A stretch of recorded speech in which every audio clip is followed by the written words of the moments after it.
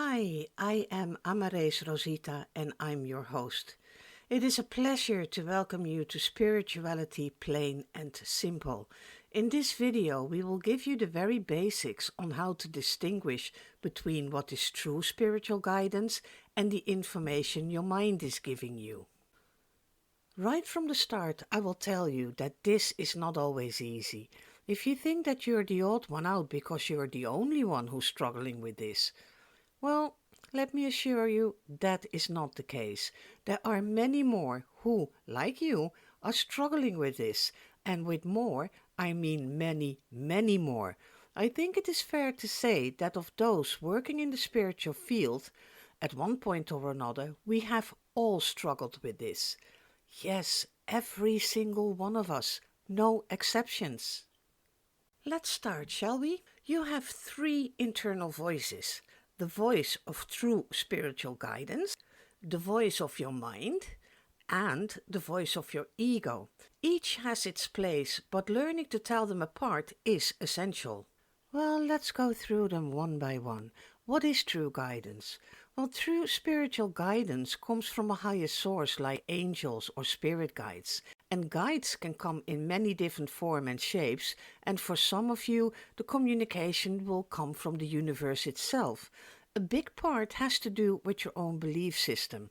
But they all have one thing in common, and that is it seems to click with the truth, even if you can't explain why. But let's dig a little deeper and see if we can clarify this. What does guidance feels like? Well, guidance feels calm, gentle, and consistent. It comes with a sense of knowing or peace, even if it challenges you. It encourages growth, love, and trust in the process. It is often accompanied by signs or synchronicities in your environment. How does true guidance speak to you? Well, it will tell you, this feels right, even if it's unfamiliar. You are supported, trust the path, and it will tell you to take one step forward because you are ready. How do you recognize guidance? Well, on an emotional level, you will feel calm even if the message suggests something difficult. Physically, your body feels relaxed or light, often with a warm or expansive sensation. On an energetic level, there's a sense of alignment, as if everything clicks into place. Now let's move on to the mind. Your mind is a powerful tool. It gathers information, it processes experiences, and it forms opinions.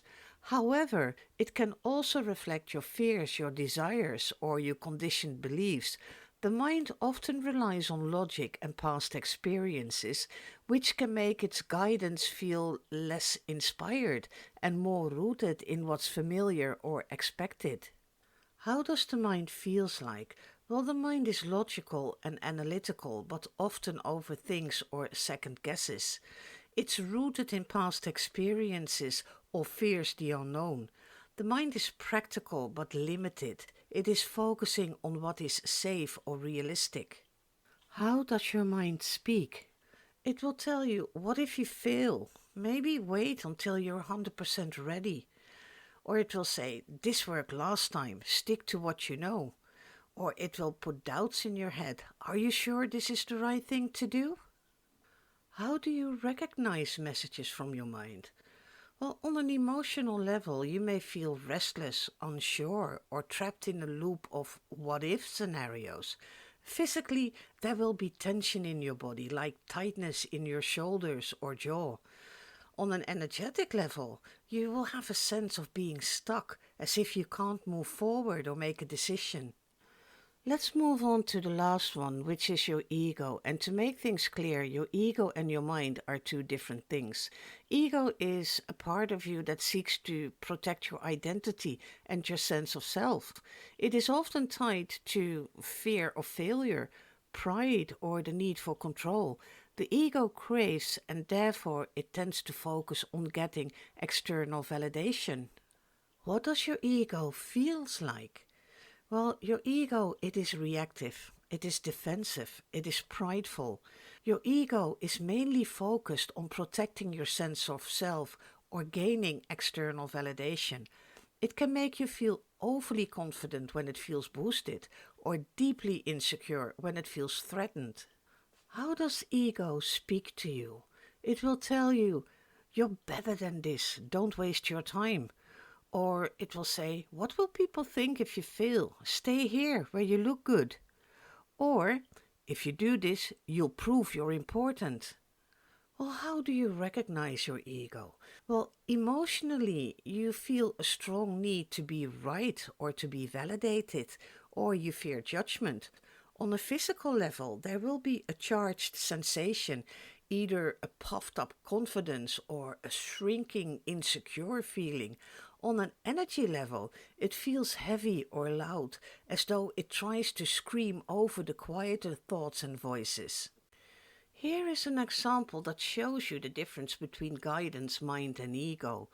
Let's say you're considering starting a spiritual business, but you're hesitant.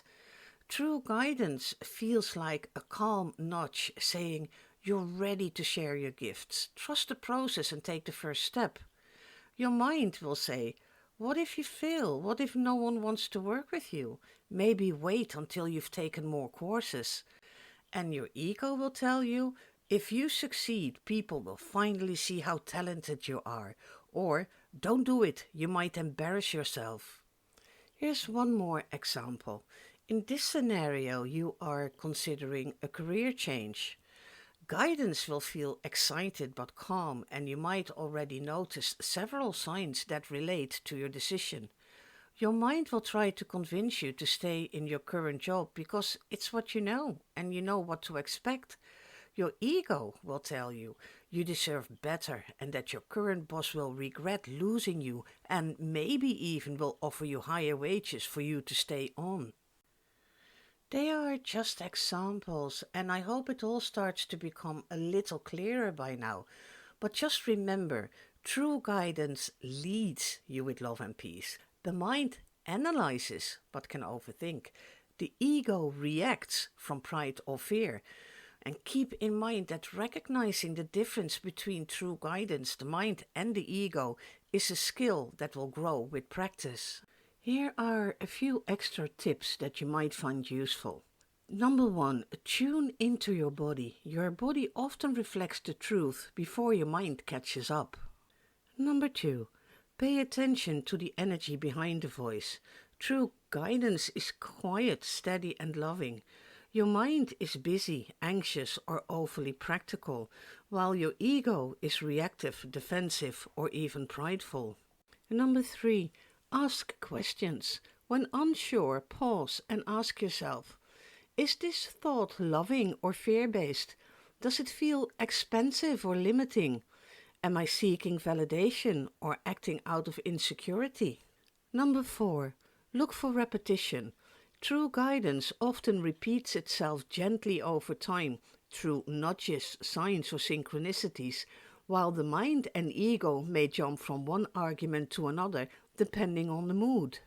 Before I leave you, I want to give you an exercise that you can use to learn how you truly communicate with your angels or guides. When you are on the road going to work, collecting the kids, or you're on your way to get some shopping done, try this exercise.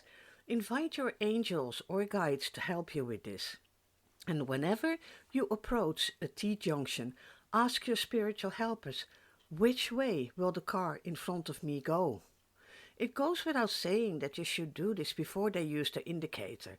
Don't get discouraged if you get it wrong. A wrong answer is as useful as a correct one because it will help you to learn to recognize what is not guidance. There are many variations on this example, like which color jacket will the person wear that comes through that door, or how many cars will get through the traffic light before it turns red again. Super simple and super effective. I hope you enjoyed the video. Please leave a like and subscribe, and keep in mind that the channel is pretty new and is still growing, and those videos they take time to make.